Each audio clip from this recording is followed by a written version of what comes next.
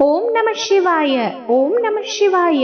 என் பிள்ளையே, இந்த மங்களகரமான தினத்தில் உனது பிரச்சனைகளை தீர்த்து வைத்து நீ கேட்ட வரங்களை உனக்கு அள்ளித்தரவே சிவபெருமான் ஈசன் உன்னை தேடி வந்திருக்கிறேன். இந்த பதிவை முழுமையாக கேள்.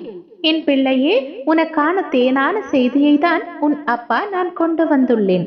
உனது துயரங்கள் அனைத்தும் விரைவில் ஒரு முடிவுக்கு வரப்போகின்றது. தேவையில்லாமல் உன்னுடைய கண்களை நீ கலங்க வைக்காதே. மகிழ்ச்சியாக இரு.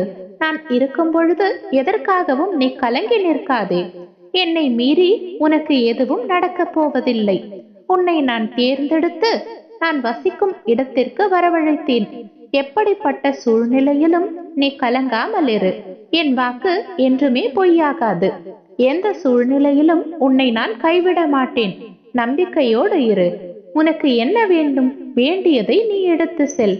எனது கோவில் வாயிற் கதவுகள் உனக்காக எப்பொழுதும் திறந்திருக்கும். எது உனக்கு வந்து சேர வேண்டுமோ அது உன்னிடத்தில் தானாகவே வந்து சேர்ந்துவிடும். அனைவரும் வியக்கும் வண்ணம் நீ உன்னுடைய வாழ்க்கையில் உயரக்கூடிய கால நேரம் வந்துவிட்டது. நிம்மதியாக மகிழ்ச்சியாக இரு. உனது கர்ம பலன்கள் விலகப் போகின்றது. வாழ்க்கையில் பெயர் புகழ் பெற்று நீ உயரப் போகின்றாய். உன்னை இன்று வழி நடத்தி செல்லும் ஆசான் நான். நித்தியப்படி வழங்க நான் சற்று தயங்கி தயங்கி யோசித்து நின்றால் சற்று யோசித்து பார், என்ன நடந்திருக்கும். நீ கேட்டு நான் செய்ய வேண்டிய அவசியமில்லை என்ற சூழ்நிலையிலும் நீ கடந்து வந்த பாதையை மறக்க கூடாது. உனக்காக நான் எல்லாம் செய்கின்றேன். என்னையும் எப்பொழுதும் நீ மறக்க கூடாது. நான் இருக்கின்றேன். கலங்காமல் இரு. உனது கண் முன்னால் தான் நான் அமர்ந்து கொண்டிருக்கின்றேன்.